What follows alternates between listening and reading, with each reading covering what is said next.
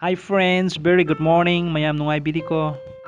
Amazon karino, founder kanano, asidagi aikoina sale karamna tanba yai. Amazon na business karamna taubano, company asina sale karamna tali. Amazon na makal gi business karamna taubano. Mayam asi khangmina si maram aduna video asi loidri fauba yengbiu. Very good morning. Mayam bukhoiramjari. Same libe video asi iramdam gi damaktani maram aduna request technique asibu mayamna like, share amadi subscribe taubiu. 21st century gi matam asida khwaidagi mai pakpo online shopping hairagadi Amazon haina panba yai. Miyoiba amagi punsida ayuktagi hauraga numidang faubada sangliba product khudingmak Amazon asida fangi haina panba yai.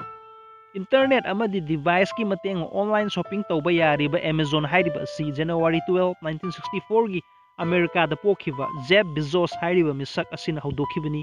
Mahak asi Amazon online shopping gi president amadi CEO ni. Malem pumbagi senjau paiba mayamgi lista Jeff Bezos na ahanbada lairi, ani subada Bill Gates, ahum subada Warren Buffett, mari subada Bernard Arnold, mga subada Mark Zuckerberg, Facebook ki founder.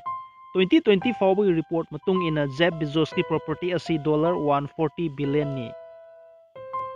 Malem pumbagi country sama kun mangagi GDP dagi Jeff Bezos ki property asini heli. Jeff na mahaki income dagi invest tauba company singdi Google, Uber, Business Insider, Twitter, Workday, Grail, Lookout asini. Amazon na laikiba company singdi Whole Foods, Tweets, Audible, Japos.com, IMDb, The Washington Post, Goodreads ni.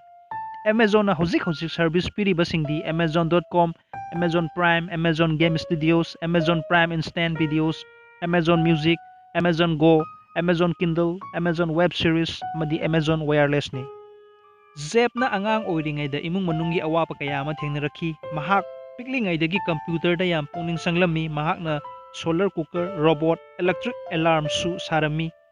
Jeff ki ahanba thabak asi telecom company amada chahi ani tawrami. Adugi matung banking sector da president oin 1990 da purami. 1990 ki matam aduda internet asi US da yam kanna sizinaba matam amo oirami. Matam aduda Jeff na khanki banking sector asidi asum laikhini. Internet asi khuttagi nanthokrabadi amuk hanna khudong chaba asi manghanba yade khankhibadagi mahakna banking gi thabak asi toklaga Amazon online asi haukhibani. Jeff Bezos ki Amazon asi mahaki piklaba garage amadagi haukhibani. Amazon hairiba ming asi Jeff na Amazon Turel dagi ming adu lauraga thonkhibani. Sahi kharagi mamangda malem pumbagi Amazon gi employee asi 614 oirami aduga haujikna lakh manga employee oiri. Amazon dagi karamna sale tanpa yai. YouTuber amana product adugi review tarba matung viewers na link adubu sanglaga product adu lairagadi adudagi sale gi commission fangliba adubu aikoina affiliate marketing haina khangnai. Amazon dagi aikoina mobile recharge, TV recharge, money transfer, UPI, electricity bill, e-book asina chingba kaya khudong chaba si leire.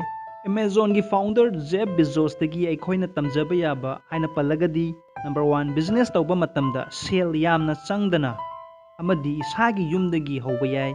Anisubada sarkar thabak taubadagi business taubana hena sale pai. Jeff na haiba wafam khara madudi number 1, customer na ningthoni mahakna sewari ni.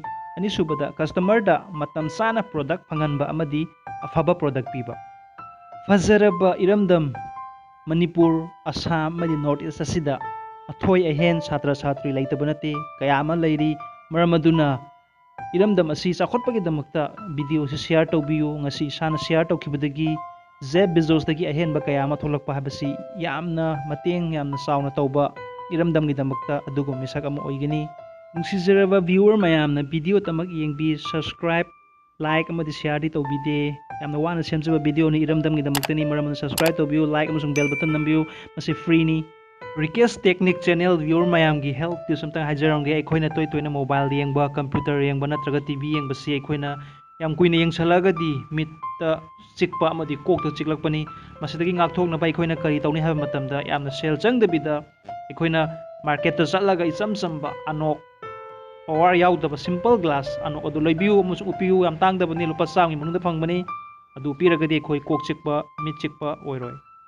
Request Technique channel bu yengbibagidamak amasung subscribe taubibagidamak mayambu hannana thakatsari ngasigi oinadi kainabagi yathang nijari pinabirasi.